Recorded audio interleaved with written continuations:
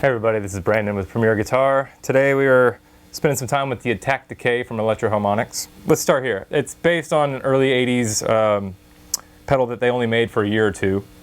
Very short run, very hard to come by these days. So due to popular demand, they decided to do it again, and they added a lot of extra bells and whistles that make it a little more applicable to more people than the original, because the original is basically an envelope controlled volume swell, which this definitely does, but they went ahead and added built-in compressor, built-in distortion, along with a bunch of secondary modes and the ability to save presets and do polyphonic. So there's a lot of things that we could go over today. We won't get to all of it, but I opened the video with just a basic volume swell with a little a very short decay on that, which is kind of one of the classic sounds that this thing is known for. All right, so let's take a look at some of these controls before we dive into more sounds. Typical bypass on and off right here. The second foot switch is harmonics / preset, and basically that engages the distortion circuit, and that'll bring me to our next thing. That is the harmonics volume, which is the distortion's volume. The tone, where you can kind of EQ the distortion, and the amount of the distortion right there, labeled just harmonics. If you hold this down for 2 seconds, it also becomes a preset toggle where you can toggle between 3 presets. There's 3 factory ones built in. You can obviously save your own. Let me get out of that, back to standard. Now distortion's on, distortion's off. Here we have our basic master volume for the whole pedal. Your blend, when we opened up, I had it 100% wet, so you could actually hear the swell, but you can blend the swell with non-swelled signal, you know, just your original dry or whatever you got going on. The attack knob controls the amount of time it takes for the swell to happen. So I think that ranges from, it's quite a range. It goes from, I think, 4 milliseconds all the way to the left, all the way to 8 seconds. Dig in and let's see. Okay, so that is the attack all the way to the right. So the slowest attack, let me pull the decay back so it's a shorter decay. Let's see how long it actually takes to swell in with it maximized like that.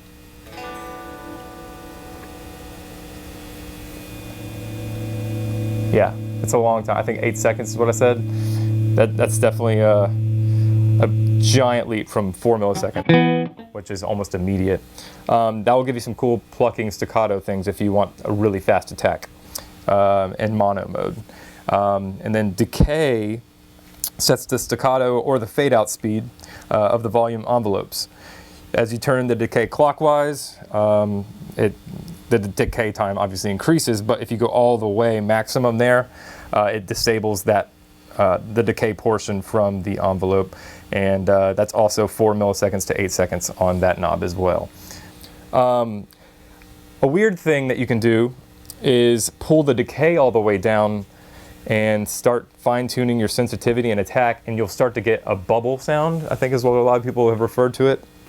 And let's see what that kind of does. Let me find it first. It's a tweaker pedal. So, there's a staccato for you. All right, so.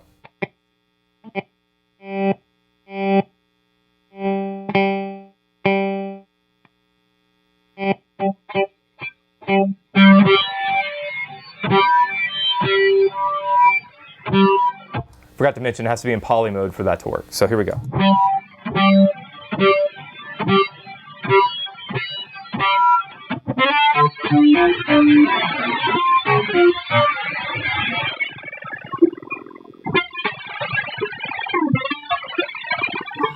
Hear the bubbles now? All right, so that's obviously really extreme. So I'm gonna blend it back 50-50 and kind of make it a background thing so we can actually hear what we're doing.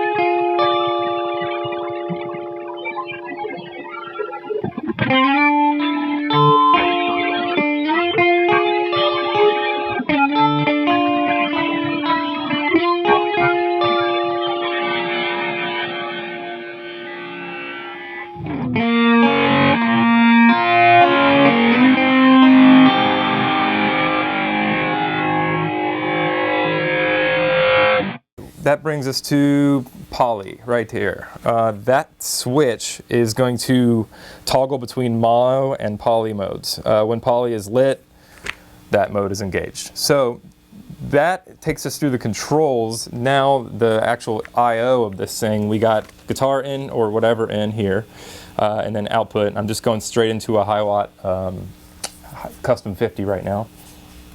We got a send jack here to add effects to the wet signal, and then there's your return for that, and expression jack here, so you can you hook up an expression pedal and control whatever you want to control with that. There's a lot of secondary modes, so I think you can assign that. We won't have time to, like I said, to get to all the secondary stuff, but that is your basic layout, and there's a lot of tricks to be found within.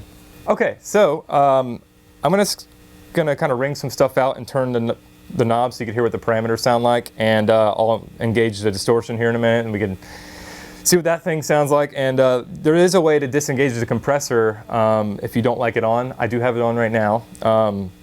It's kind of a press and hold button sort of thing, but we'll leave that on. So I'm increasing distortion and I'm going to keep the bubble thing going, and it's just going to get weird, so I'm sorry in advance.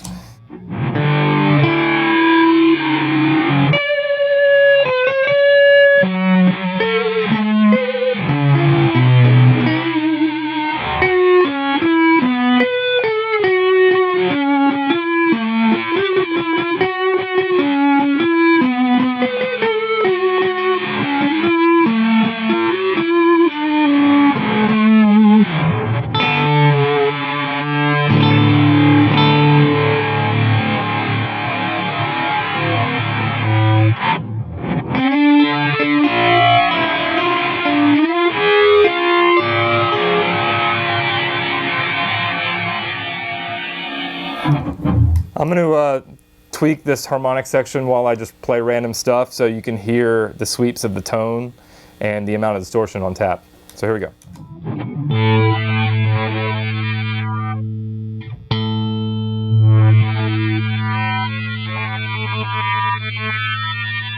Minimum distortion.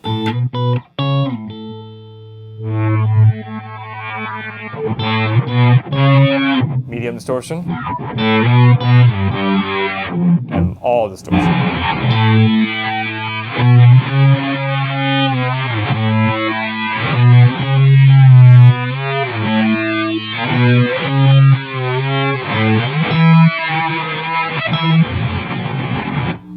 Like I said, it gets weird.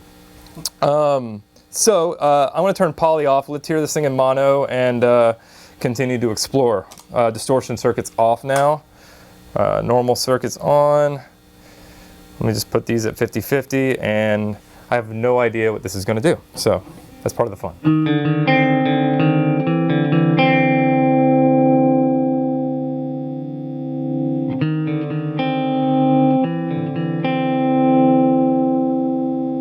So let me specify that when it's in mono mode, the swell is affecting the entire signal. When it's in poly, it's affecting each note. So a lot of people like the poly, it feels more natural to them, but it also does give you all those weird artifacts that enable the bubbling and all that other stuff to happen in the background.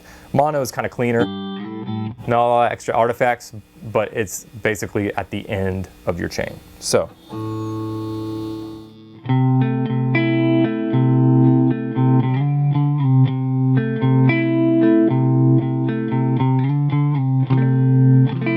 So there I have attack at 10, decay at 2, kind of an evened out. Here's 100% wet so you can see what it's actually doing.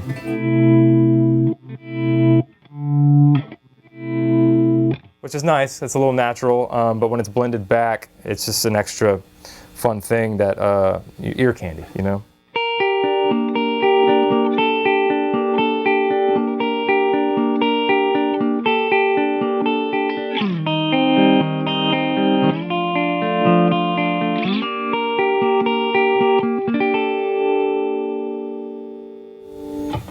All right, so let's try that same sound with poly on and see the difference.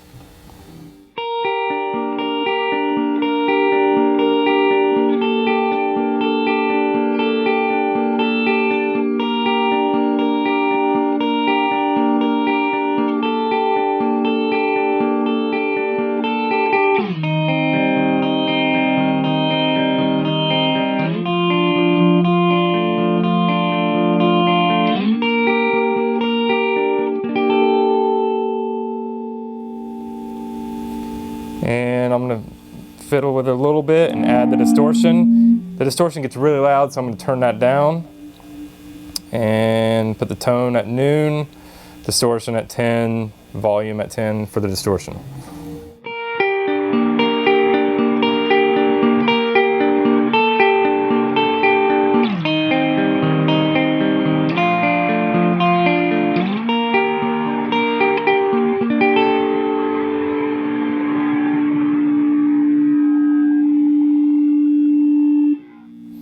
And setting the sensitivity knob, this little LED indicator labeled P here will actually show you when the envelope is being triggered by how hard you're playing. So you kind of fine tune that depending on what preset you're trying to make or using to really make this thing sing as naturally as it can. Sensitivity knob up here, basically that sets the threshold at which your new note or pluck is detected at the input, and that triggers the start or the restart of the volume envelope. Yeah, so as that's turned clockwise, it's easier for your playing to trigger the reset of the envelope, and vice versa as you go the other way. So every time the volume envelope is triggered, by the way, the attack portion of the envelope runs first and then is immediately followed by the decay portion of the envelope. Like I said, there is a ton more this thing can do, but I thought this would be a good way to scratch the surface and introduce it to you guys.